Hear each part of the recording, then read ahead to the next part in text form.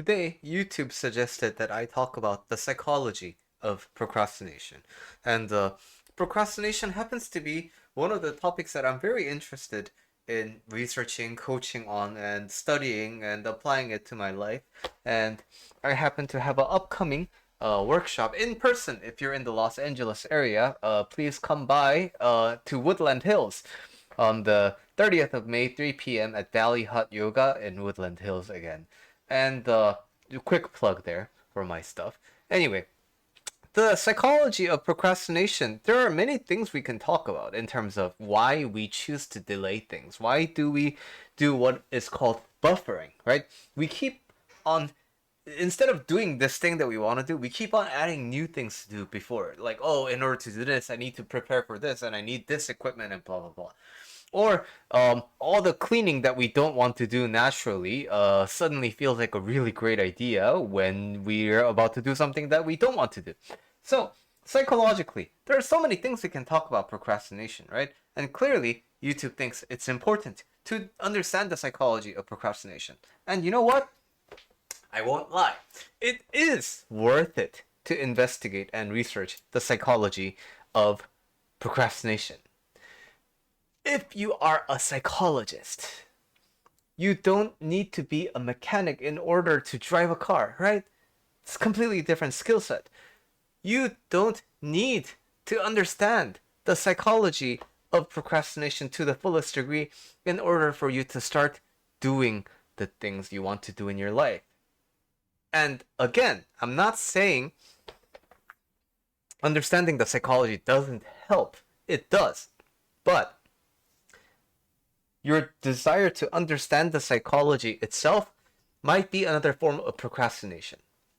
So, what's actually the practical solution? So if psychology of procrastination is like mechanic knowledge, then how do we drive the car, so to speak? How do we do the things we want to do in our lives without procrastinating? Well, the thing is, this is when the Buddha's teachings sound a little impractical, right? Okay, so here is how you understand the world typically.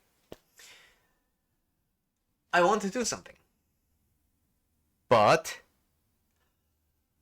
at the same time, thinking of doing it makes me feel really bad.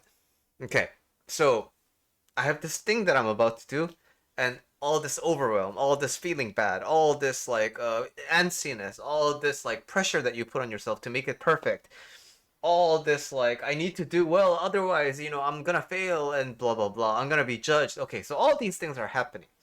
So what do we do when the discomfort comes up? We live in a world where we have two choices. Number one, we give into it and we're like, oh, okay, I'll just not do it. And we just don't do it. And then we delay the action. The other thing we do is grind through it. This feels so bad, but I still need to do it. Oh my god. Oh, I'm suffering so much, but I need to do it. Oh. This is how we typically interface with the world. But the middle way proposed by the Buddha is saying, be aware that the resistance is there, but don't give it fuel by participating in it, by giving into the resistance and stopping. That empowers the inner resistance. Secondly, don't suppress it. Don't try to change it. Don't pressure it into doing something that it doesn't want to do. So, don't try to control. Just let the resistance be while you do the thing you set out to do.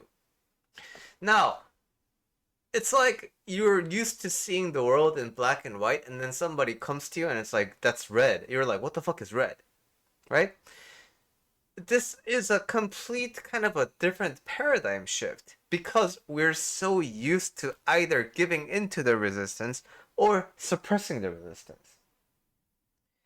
we need to be able to understand that there's a third option. You can let the resistance exist, but not do anything with it. The thing is, this is the good news, you already know what this feels like. When you are wanting different types of food at once, some days you feel like a pizza and a sandwich, but then suppose you go out to eat a sandwich. It's not a life or death situation, right? You don't need to have two foods simultaneously. So, today you are having a sandwich, but you tell yourself, okay, but next time I'll get pizza. So, you had the you had the desire to eat pizza, but you just let it be, right? You didn't act upon it by ordering pizza. You weren't like, fuck, I'm not supposed to want pizza. Oh, sandwich time, sandwich time. You didn't do that. There is clear evidence that you are already doing the middle way in your life.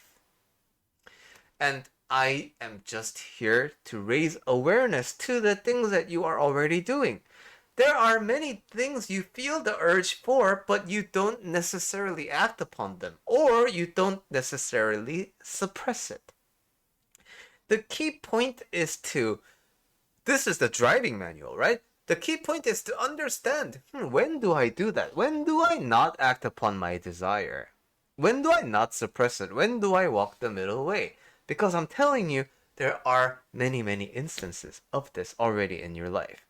Now the work is taking that feeling and experience and applying it to your procrastination, because there's no reason why it should not apply to all the cases. So, I think more than understanding the psychology of procrastination, I wanted to give you how to act with procrastination.